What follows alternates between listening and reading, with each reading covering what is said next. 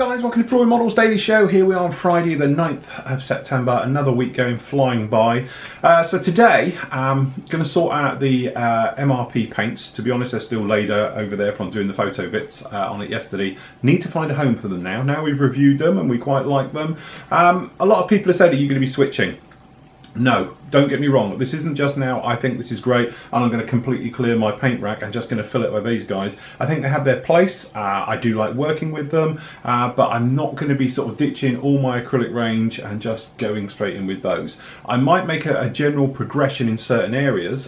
So from the point of view of the paints, which are, to be honest, over here, if I just take you around, that these guys, you know, whilst they're very, very good, and they do all their bits and everything else like that, I don't think I'm going to be sort of changing out, apart from Russian colours, because down here we've got all the Russian colours, absolutely fantastic, and I'm probably going to increase that range, purely because, and if we're honest, the acrylic guys haven't really jumped on Russian colours. I don't know if you noticed, but you don't ever see in there like flanker blues and, you know, say MiG-29 Fulcrum colours and all those type of sort of, you know, colours. And let's face it, my stash is heavily loaded with Russian gear. I've got a lot of it down there and it's all stuff I'd like to do. I love working with the Russian stuff because you can just weather it and there's no right or wrong. You don't get the rivet counter saying, oh, I think you'll find that colour's a little bit off, because with Russian stuff, as we all know, it is all over the place. It tends to get extremely heavily weathered very, very quickly due to their environment and everything else like that. So unless it's just come straight out the factory, really you've got free reign over it, and that's what I like about Russian stuff.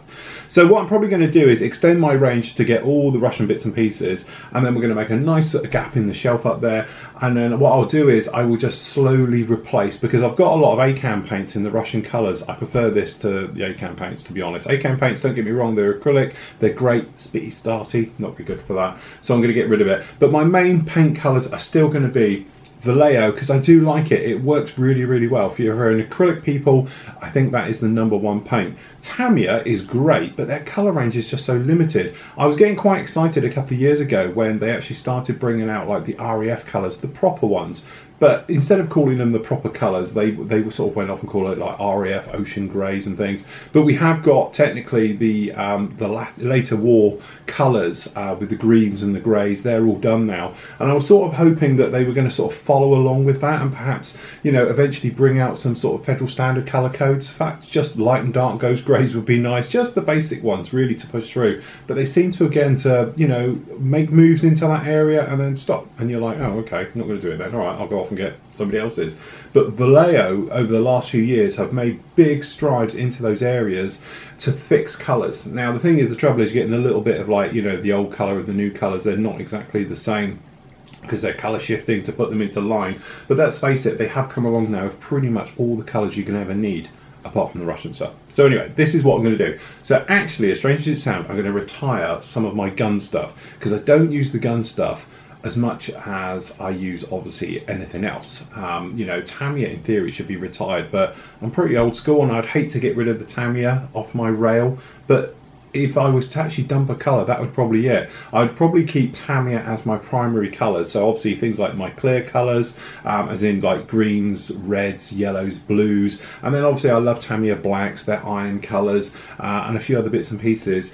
And their primary colours. So just talking about their standard, you know, gloss whites, blacks, gloss reds, yellows, flat yellows, things like that, I absolutely love. So what I might do is retire some of the colours to make room up there for these. And again, the gun stuff, I hardly touch it. And the reason I've got some of the gun stuff up there is to do weird colours that other manufacturers didn't do years ago, such as Israeli defence stuff. The IDF Force ones, their colours, they were like the only company who did them. Okay, so that's why we did it. But actually Vallejo now do it.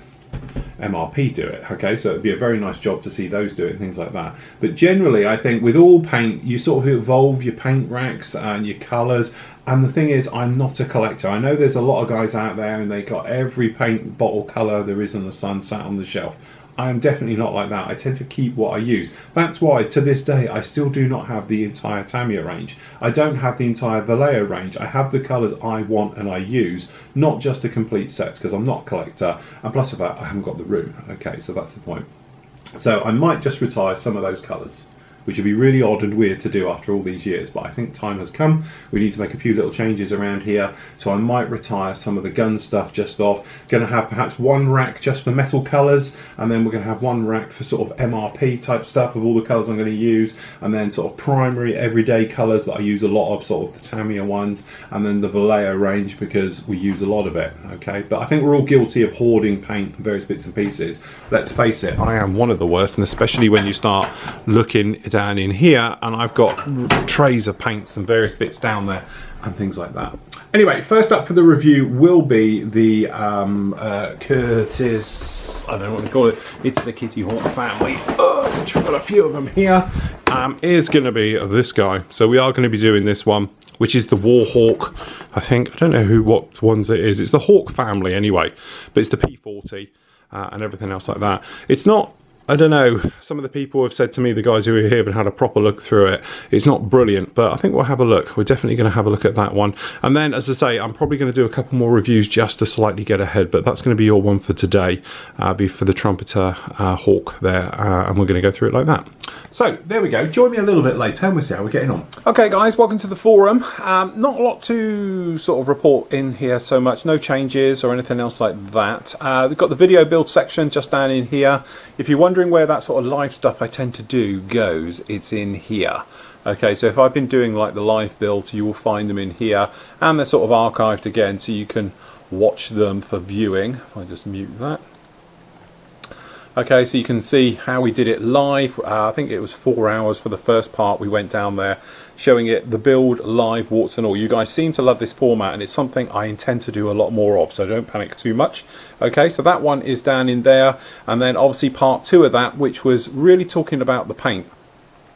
We used obviously these particular paints, as we know. You've seen the review. If you want to see the full thing on this, you can look. Now, for some reason, it's still editing this down because it's a live thing. I have tried to edit it, but you have got the first sort of 5 minutes is me talking to you guys as we were setting everything up. Okay, but then we go on. But hopefully, the quality is as good as a normal video. This is what I've been working on for the last few months, is a way of streaming 1080 at 60 frames, which was, to be honest, why we spent a small fortune on a new computer rig to be able to get it to do it. Okay, but it enables us then to have the good quality as you would find on a normal standard build, so that way we can show you a lot better. But hopefully you agree it all went very well. Very happy how that was going. To be honest, the overhead camera in the spray bay was a little bit cloudy, which I fixed that problem now. We just had a white balance issue, but you can see exactly how we did the painting and everything in true details. Okay, so that's just a little area that we added last week. So if you do want to know about it, any of the builds, perhaps you missed the live stream, something else like that, obviously you can find it on the today page, but also it'll be in the forum in here. Remember, live streaming does occur. It will be down in here. Okay, and it will also show the last one before I go. When I go on air, I'll change this over, so it'll be the new one, but this will be the last thing we live streamed. Okay, so that will show down in that area there. And don't forget, some of you still post in the wrong place. Okay, but if we're doing a Tuesday Q&A, that'll be in this section here. Any questions when me and Steve are live on Tuesday afternoons, okay, that'll be in that section there. Saturday morning, like tomorrow, to be honest, me and Steve will be streaming, obviously live. That's down in here. Steve posted this up earlier on today. Okay, so that is down in there. So if you want to do anything else like that, talk to us, put it in there. The reason for doing that, in all honesty, is that if you try to get it another way, we don't see it, okay, until normally after the show and everything else like that. Tuesday, as we had last Tuesday, with all the guys in for all the fun and giggles and everything else, goes in the Tuesday section just down there. Okay, right. What we're going to do is have a quick skim around, okay, skim around even. So down in here, we've actually got the group builds going on at the moment. So just to recap, the big in Japan, you've got the 18th of December on that one. So I'm going to have to get my little bum in gear and get a lot done. Okay, we've got a couple of great work in progresses going on in here, as I was going to show you. So first up is David. David has done a truly fantastic photo build of the actual Honda CR213V. Okay, beautiful job on this. Not only is it a great kit and his work is exceptionally good, but also he's got a lot of aftermarket in here, and he's showing completely, warts and all, exactly how he does it. So there's a good layout there, as you just saw, with all his parts, okay, what he's going to be using. any aftermarket bits he's got for it, and then basically going through the motions of starting to put it all together. Okay, and he's got good, clean, crystal clear photos which are really easy to follow along with, talking about obviously the aftermarket sets, things that are available, and then obviously, as you can see, some more of those when they're going to be used and everything else. So as you say, he's thrown a ton of aftermarket at this, but boy does it pay off. Okay, so as you make your way through the photo build, as you can see, good photos at every single stage of the build, which is fantastic, especially if you're planning on doing a bike, or perhaps if you're planning on doing this actual bike. Okay, right the way down to picking out your colours, exactly what you want to use. Okay, and goes through, and then as he starts to get on the business end, as you'll start to see, this really comes to life very quickly. Beautiful painting, weathering, and the use of aftermarket is absolutely fantastic with this build. When we start looking down here at the engine, you can see it's a complete work of art on its own. Okay, into the other areas, and we just work our way through the build. As you can see, right the way through to the stand. Fantastic job on that. As you can see, if you ever wanted to do a full build, even through to carbon fibre, okay, as you can see, beautifully done, very nicely done. And what we're saying about, you don't need to have a studio for taking your photos, just a good clean cutting mat and some light is fantastic. And as I say, a little bit of white paper just to give you a good contrast with your pictures will help immensely. Okay, and as you can see, fantastic job on that. But I was looking at this one and I really thought, if you ever needed, when somebody says what's a really good photo build, David's done a fantastic job on this one. This one's really, really nice.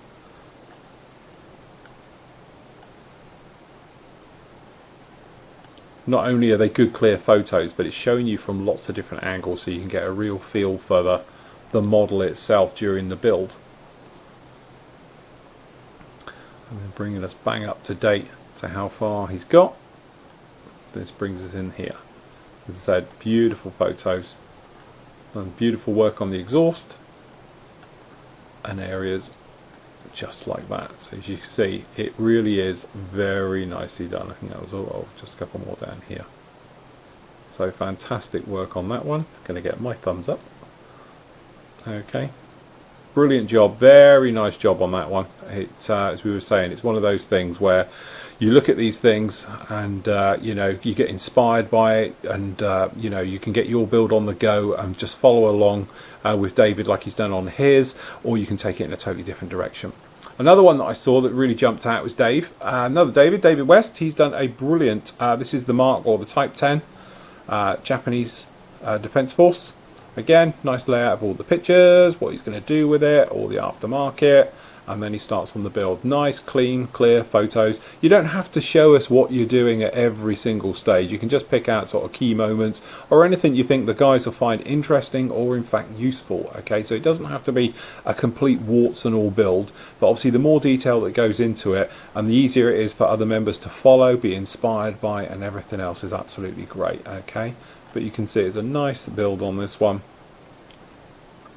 and it's nice to see in this actual build you know, the different stages are making it through. Okay, and it's been great for the actual group build itself with all the variety of stuff that we've seen. It's not just like World War II or Bandai type Japanese stuff, it is literally everything, which has been fantastic, and there's further builds in the final reveal section, so congratulations to him. Last one up is our very own Jamie. He's done a fantastic job on this guy, and I've got to find his build for it now. There it is. Again, he's done a fantastic job on this one, showing you the pros and cons, exactly how he's done all the different builds down in here, all the different bits. As he goes right the way through, and we can get a good look at some of the metal work he's done and the weathering effects on this particular build. Beautiful work all the way through.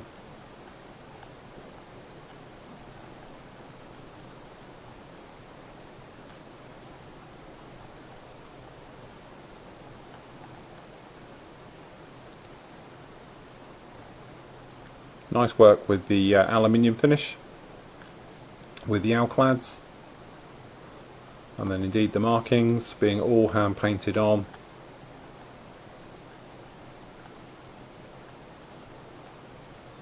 And that beautiful sort of worn, weathered look to the chipping that we also see pretty much on all the Japanese aircraft. Filters, washes, streaking, grimes, anything you can think of, you can find them all in this particular photo bill. And there we go. And as I say, final reveal photos are literally just here. Fantastic work. Great work on that one. The actual armour one we've got going on at the moment, this is the heavy metal group build that's going on at the moment. Thought we'd look at Darren's one because Darren's doing what I'm doing. Okay, so it's nice to see different ways that people are doing it. So Darren's doing the Mark 10 Chieftain, exactly the same as me, and actually I think we're pretty much to the same stage, unless he's done a little bit more. But as I say, he's got the same tracks I've got with the pins and the various bits and pieces. I'll be making my way with that probably Monday or Tuesday, sitting down putting those together, which actually I must admit I am looking forward to doing, amazingly. Okay, but as you can see, some nice stuff on this one as he makes his way through this build. Pretty much to say same as me, different ways of tackling things. As I said, I just went with the weld effect straight down in there using Steinel res. He's done a slightly different way, he's gone in with actual filler. Okay, but as you say, everyone has their own different ways of doing it. Even eating your mat, which let's face it, we've all done that one. Spill your glue, tip it everywhere. And just to see, and there's his grill work on the back, same as on mine. Slightly different, he's done with plastic at the front, which I know what he means, they are a bit of a pain to fit. I did spend a bit of time trying to get mine in.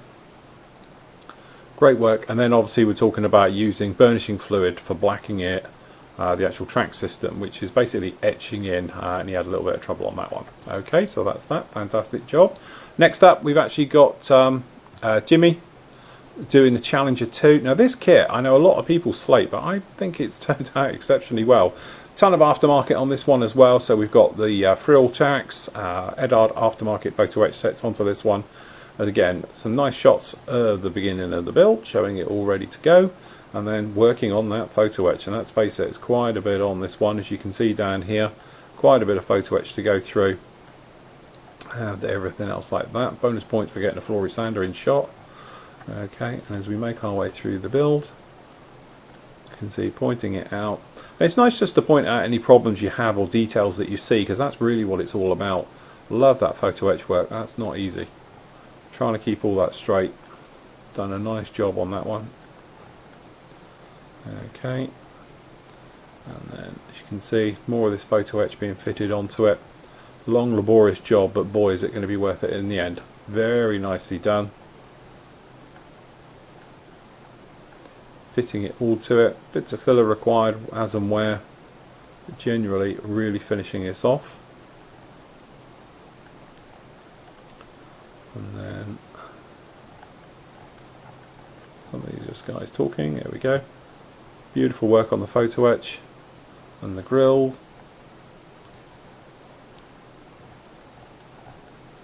Again, showing off that great photo etch work at the back.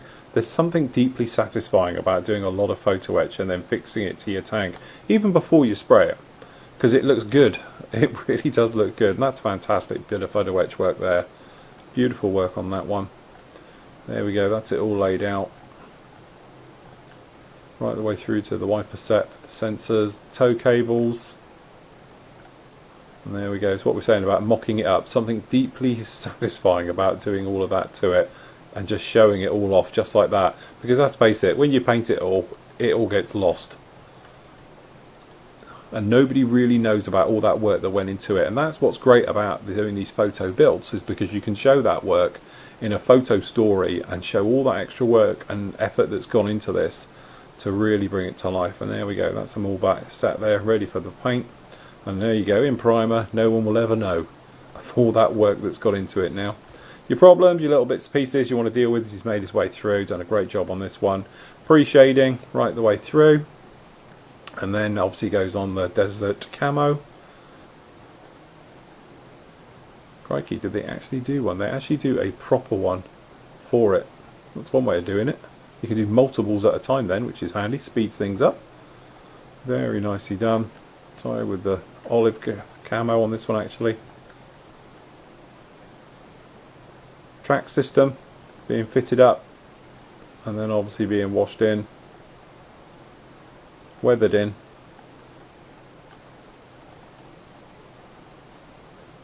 And they're really starting to take shape now, coming together really, really nicely.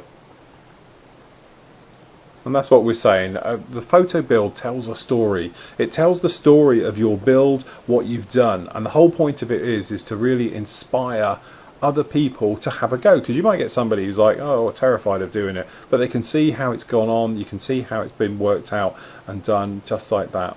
And there we go, absolutely fantastic, beautiful job on that one. And the weathering starting to come together,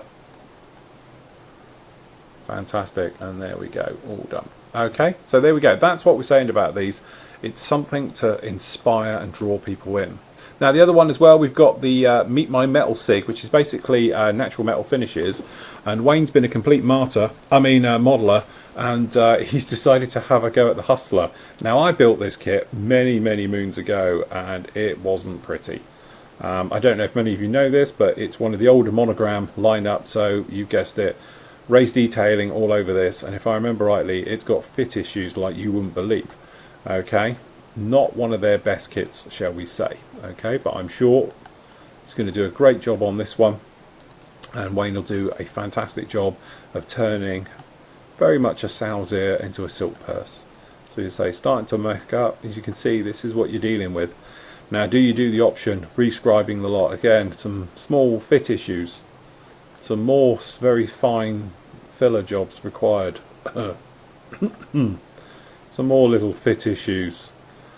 Now you know why. I don't do it, as you can see. No, that's Ralph's one. Ralph's done it as well. Let's say in the black. I don't know if we got any more from Wayne. No, we haven't. So there we go, guys. It just goes to show that, you know, it can be done. It is capable. And we wish Wayne all the best with that one. Nothing to report on Flo. To be honest, guys, we really need Flo to get moving. I don't think she's done anything for a month. We're put to the point where I think we're going to have Flo sent back to me, and then we'll send her the other way, I'm thinking, because I know there's lots of people waiting to get hold of Flo. I don't know exactly where she is at the moment. I have asked up, I've posted up a thing to see where she is. Should we contact us 18 days ago? Anything from Flo? Where is Flo? We don't even know where Flo is at the moment, but it's been over a month since we've seen anything from Flo. So we would really like to see her back, I think, into the UK. So if anybody has got Flo, can they get in contact with me? I think we'll have her sent back, because it's taking far too long. I was hoping she was literally going to be doing a destination every week, and then that way we could have her, you know, obviously making her way round the globe in short time, okay, and everything else like that. But there we go, guys. That's a little bit of the highlights from the forum. We'll look at some more of your great work at the end of the show. So there you go, some great work in the forum as well. So lovely day today. I have to thank Reese for popping in earlier. He popped in with his dad for an hour for a cup of coffee and a chin wag, so it's nice to see him this afternoon.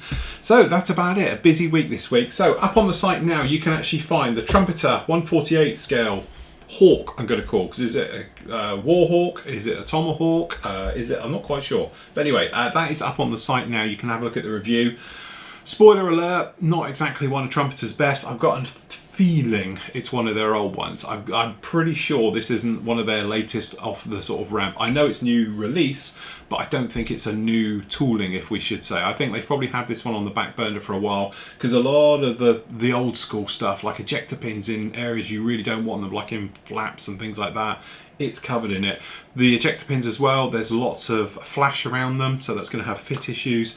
And quite frankly, the riveting looks like the old-fashioned riveting from Trumpeter that we grew to hate, when, you know, it's just oversized and it's huge. Scale-wise, it's as big as your thumb. So it's not exactly the nicest kit out there. I think there's probably better options, if I'm honest, but at the end of the day, nothing that can't be fixed, okay? The other one we've got up for you, which will be up in a couple of days, which I've just done, is for the Rebel Master Series of TIE Fighters, so that's why we've got the other ones out. Again, spoiler alert, it is what it is. It's the old fine mold kit. There's no sugarcoating it. It's just incredibly expensive for what it is. But, and as I point out, if you want a 1/48 scale TIE Fighter, that's the only one you can have. So really, all your arguments against it being overpriced and not as detailed as other people's are completely unfounded, because that is the only one. Okay, so from that point of view, it's a great kit. Can't fault it. Now, from my point of view, Monday I'm going to do the next live part of this guy, so that'll be up with you Monday. I'm probably going to do the same thing, probably 9 or 10 o'clock in the morning I'll start, not 100% sure, depends how quickly I'll get through everyone's emails first thing, but I'll be up streaming for a good couple of hours in the morning, and on that one we're going to cover doing all the little bits, and we're going to cover doing the metal work for the engines and anything else, and then we're going to do a little bit of light weathering with it as well, right the way over this one. So by the end of that, I'm hoping that we'll have it up on its gear.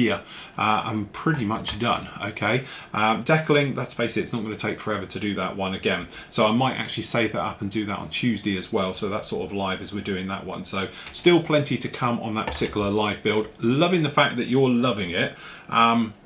If I could get rid of the time delay it takes between switching the sort of cameras, so you didn't have that little symbol come up, I would be absolutely fantastic, but I need a way of stopping that.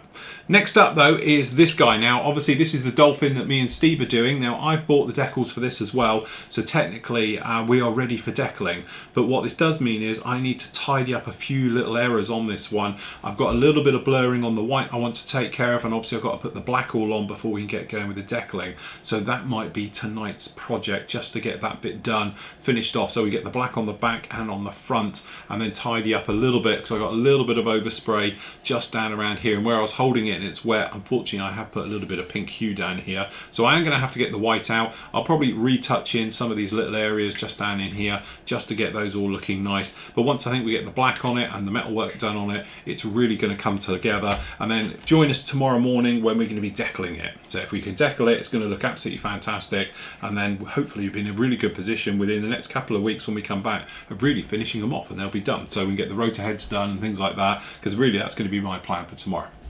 So really looking forward to that one. So please join us. We're going to be on at 9 in the morning, so it'll just be me and Steve, Saturday morning live. Grab yourself a coffee, or if you're in the evening, if you're in New Zealand, then put your feet up and you can watch us rabbit on whilst we put these together and everything else like that. Been a great week, really looking forward to joining you all tomorrow. So in the meantime, I'm going to leave you with your great work. So take care, happy modelling, and I'll catch you all in the morning.